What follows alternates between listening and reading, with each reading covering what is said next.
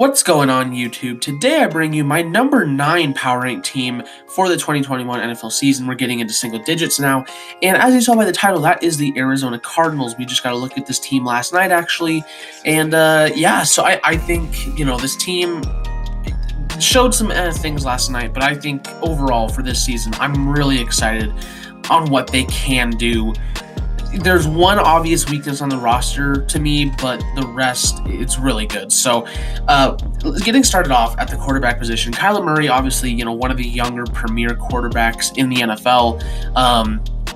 Obviously has a super bright future there in Arizona, and I think he'll have his best year yet here with the Cardinals, so that's great, obviously. Colt McCoy showed some okay things last night.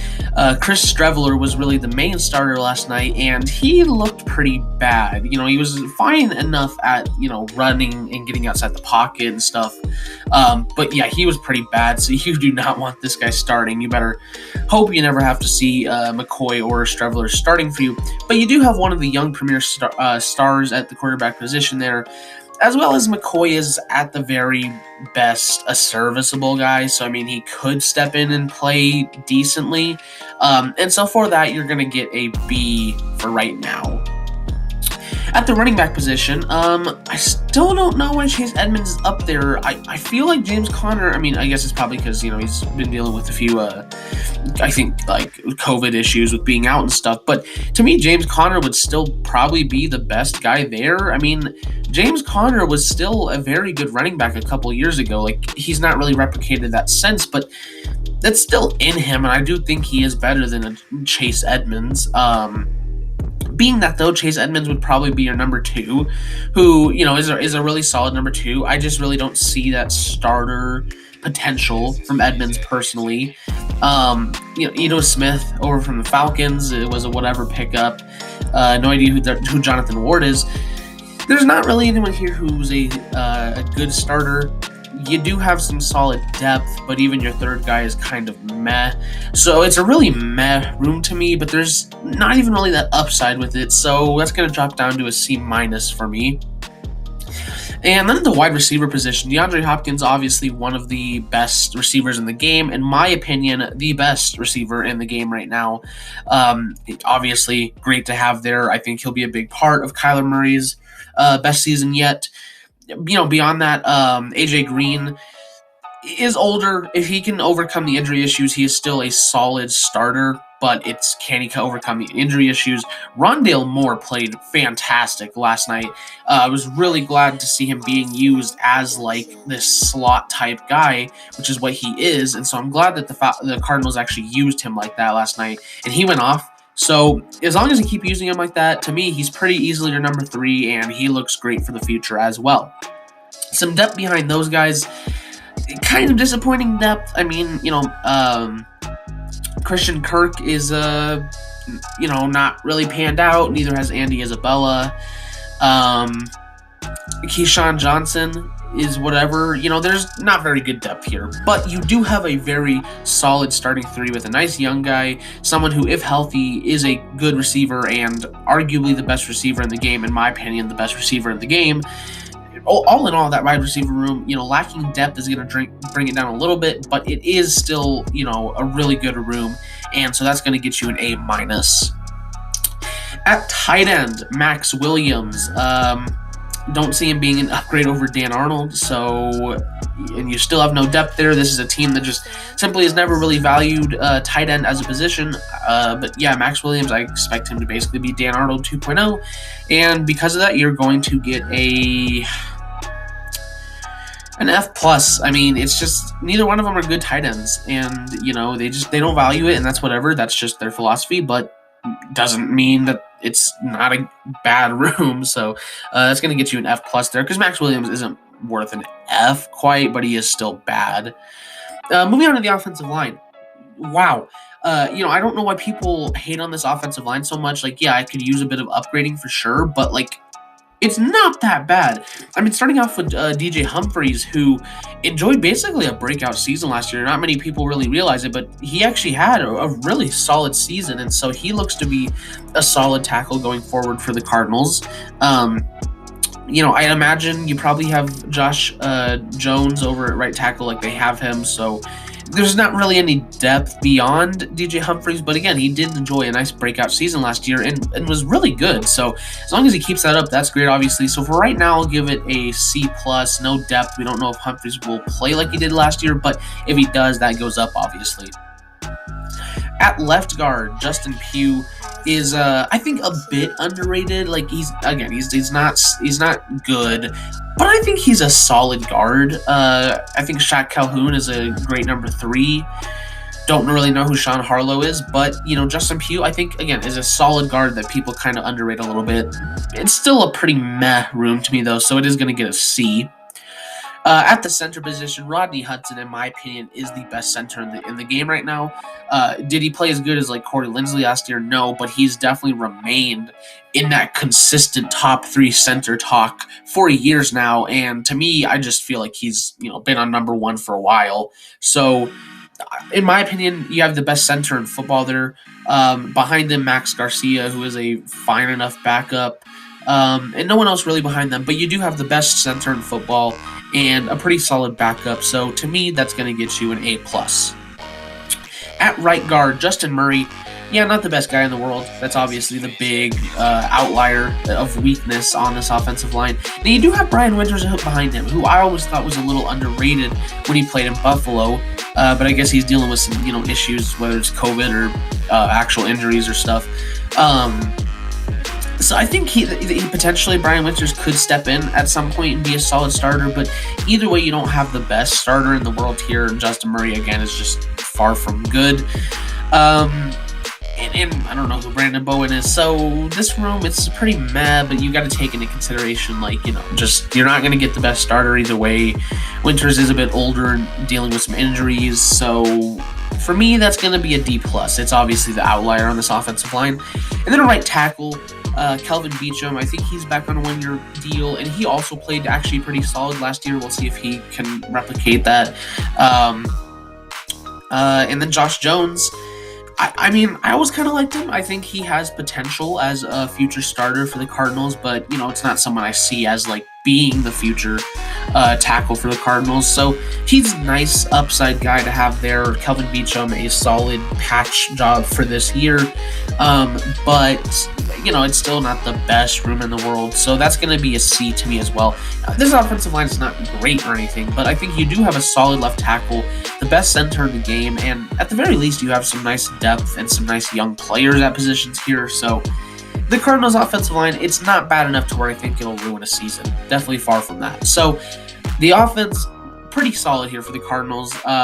The defense, in a way, is the strength, but also the concern with this team. Because if you look at this defense, starting out with one defensive end room, J.J. Watt, I think, has fallen off from being an elite player.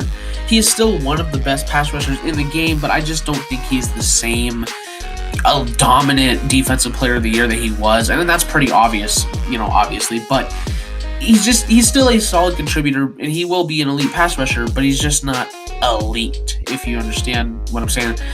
Zach Allen as a backup is pretty solid. Otherwise, not really anyone we're talking about there. You still do have a great pass rusher, though, and a solid backup, and so that's going to get you, if J.J. Watt can stay healthy, an A-. If he can't stay healthy, obviously that drops down a lot, but injury issues taken into concern, maybe it should be more of a B+. At the defensive tackle position, you're probably starting.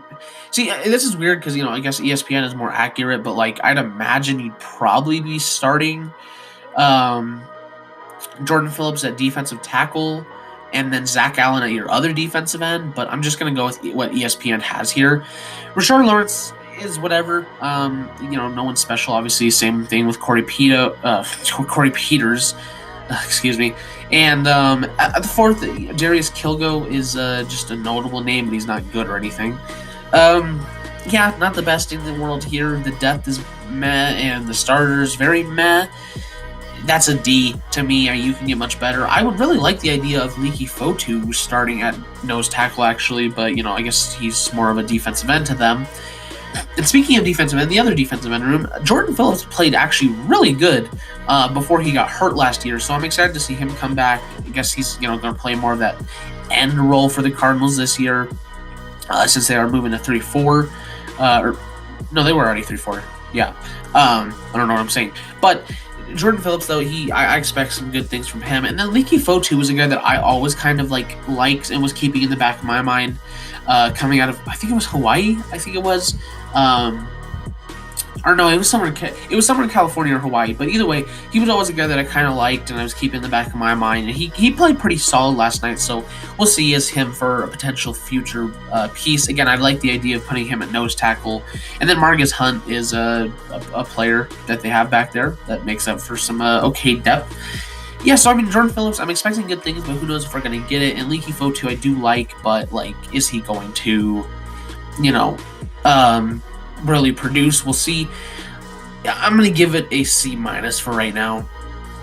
And then at one outside linebacker room, Chandler Jones had his worst year. He was hurt, but he's also 31 now, I want to say. And so, sure, he was hurt, but it's harder for those older players to come back from injuries like that. So that has to definitely get you at least a little concerned.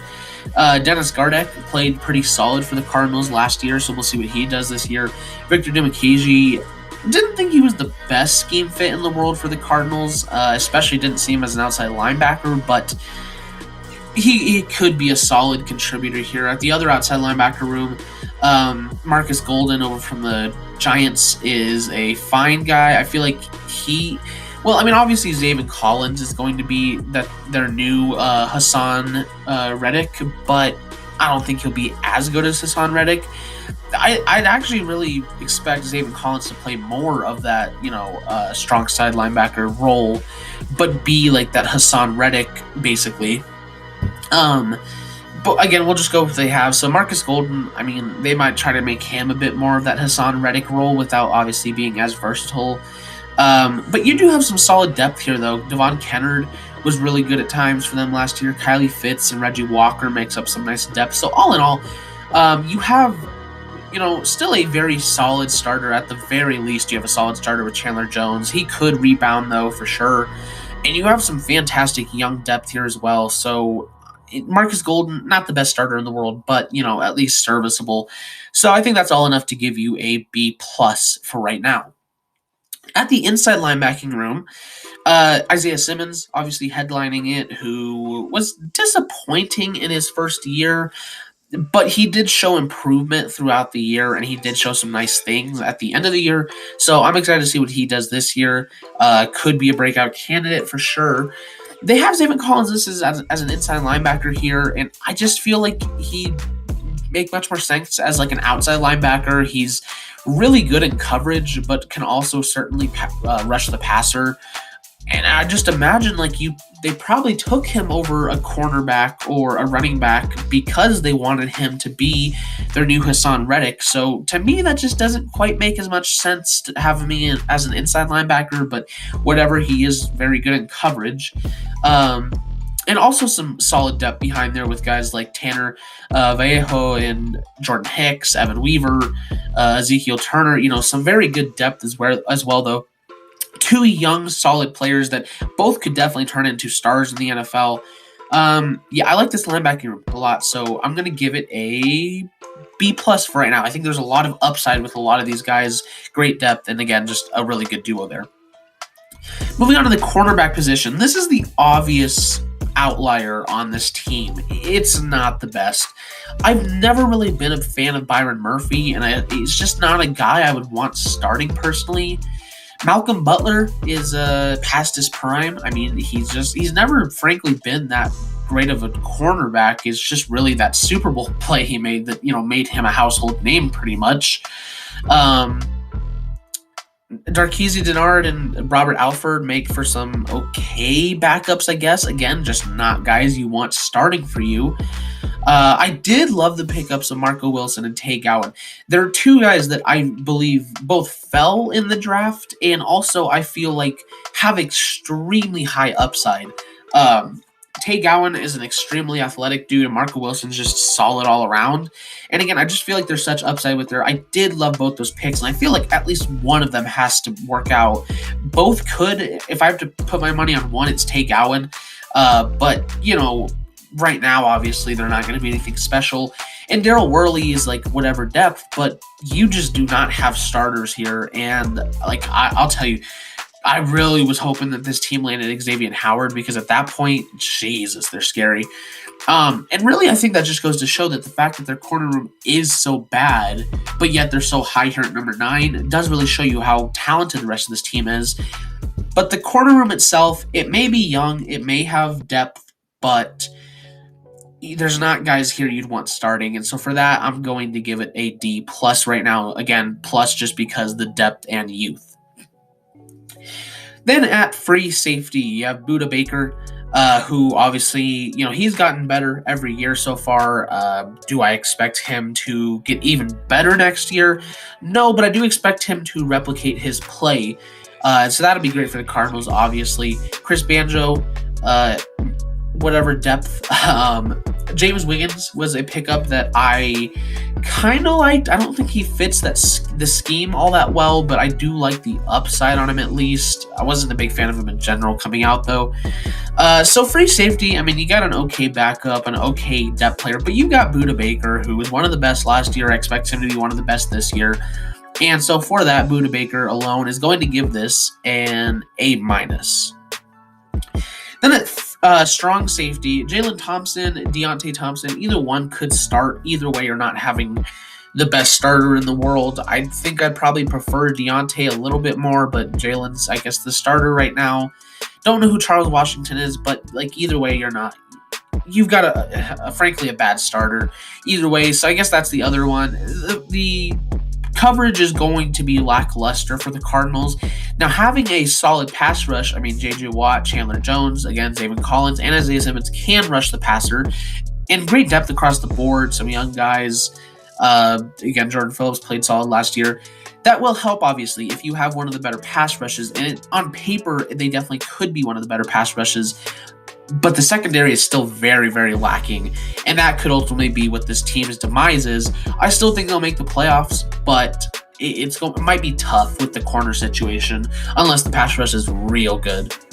But yeah, overall, this defense, solid. It's just obviously the secondary is a bit of a concern, even though you have one of the premier safeties back there. And then looking at special teams, Matt Prater showed just last night that, he is still a good kicker. And I saw a few Cardinals fans who were pretty excited over the fact that they actually have a kicker for once. So that's great. Obviously, definitely an upgrade over Zane Gonzalez. Andy Lee, still one of the better punters in the NFL. Kick returner, punt returner. I guess that's Kirk and Isabella. That's about what I'd expect. Although Rondale Moore can also return. As they have him listed right here. So yeah, and the special teams itself is whatever. But this is a talented team. It's young. They've got players that definitely help them compete now, and some nice veterans, Hopkins, Watt, Chandler Jones. So they've got that nice mix of youth as well as veteranship. They've got, leadership. They've got a passing game, kind of a running game. That's, another one of the issues. Offensive line is much improved, and I think a bit underrated. The defense can be great. It's just that secondary I'm concerned about. This team, its highs are very high, but there's also a few things that are definitely holding them back. Because again, this is a team that I really like. If they kind of had a better situation at cornerback and maybe a bit better of a coach, they'd probably be a top 5 team to me, because I really do like this team that much. But obviously we haven't even talked about the coaching, so let's go talk about the schedule, coaching, and culture. And taking a look here at their schedule, coaching, culture, and I guess thanks to Michael Tipton for the background here, Cardinals did not have any that I could find. Another thing that does drop this team for me is the fact that they have a pretty tough schedule. The only easy games here to the Cardinals are going to be the Jaguars, the Texans, the Lions, the Bears, and the Panthers. So those are pretty easy games for this team to win, because, again, it is a very talented team, but there are a lot of tough games here. Now, every single one of these games are winnable for the Cardinals, but they are tough. Titans, Vikings, Rams twice, 49ers twice, Browns with whatever that logo is, Packers, Seahawks twice, Cowboys, Colts, who they'll be healthy by then. That's a very tough schedule. Now, this team can win those games, like I just said. I think the culture is nice here in Arizona. The coaching does concern me. Cliff Kingsbury is far from the best coach in the NFL. He's been pretty bad. And I think he just struggles making game time decisions. His play calling is certainly questionable. And that could be something that holds this team back. Any teams that have a high-powered passing attack might roll over the Cardinals, and not to mention, it's pretty rare for the Cardinals to ever beat the 49ers or the Rams anyways. They can because it's a division game, but the 49ers and Rams obviously have a big plus, and so do the Seahawks. So it's hard because I feel like the Seahawks have the weaker roster, but the Cardinals, and obviously they're above the 49ers as well because they actually have a quarterback and stuff. But it's just tough because you're in arguably, in my opinion, the hardest division in football. And although you might not have the weakest roster, and these are roster breakdowns, they might overall be the weakest team in the NFC West because, you've got some great coaches over there. Kyle Shanahan, Sean McVay, and Pete Carroll, versus Cliff Kingsbury. The 49ers, they don't have an actual quarterback. The Seahawks, they don't have really a defense. It's not as good as the Cardinals. The Rams, the Rams are better in every way, pretty much, besides offensive line, maybe. So really no debate there. I feel like, Rams pretty unwinnable for these Cardinals. But again, I love the roster. It's young. It's built for the future. And the reason why they're at number 9, regardless of their weaknesses at coaching and the schedule and quarterback, I feel like this is Kyler Murray's big breakout year. I think he could potentially be in the MVP race. And being at that, I also think DeAndre Hopkins could have one of his best seasons yet. And when you have such an elite passing attack, that also makes the running game easier. And when you're scoring so many points, the defense doesn't need to play as well. And so really the big reason why they're here at number 9, they would be higher again if not for the coaching and cornerback, but they're still here at number 9 because I do really believe Kyler Murray will have a gigantic season this year with Hopkins, and I think that's good enough for me to give them at number 9 because I really do believe that'll happen. And when you have an even better Kyler Murray with an even better Hopkins, that a lot of these games that are very tough do definitely you win a good amount of them. I think besides Murray and Hopkins, the big X factor for this team will actually be Cliff Kingsbury. I believe Cliff Kingsbury has that potential to be a great coach, but he's not shown it, and he needs to show it this year. If the Cardinals don't make the playoffs this year with this roster, Cliff Kingsbury is gone, no questions asked. Even if there's injuries and stuff, Cliff Kingsbury is gone. He's not the guy. But I do believe he'll be good enough to earn this team a playoff spot behind Kyler Murray and DeAndre Hopkins. But that is my number 9 power rank team for the 2021 NFL season. Sorry that I still sound sick. I just have extremely bad allergies. But if you guys did like the video, don't forget to leave a like, subscribe, and hit the notification bell so you never miss an upload. Thank you guys so much for watching. Number 8 out tomorrow, and I will see all you guys in the next video. Bye-bye. Bye-bye.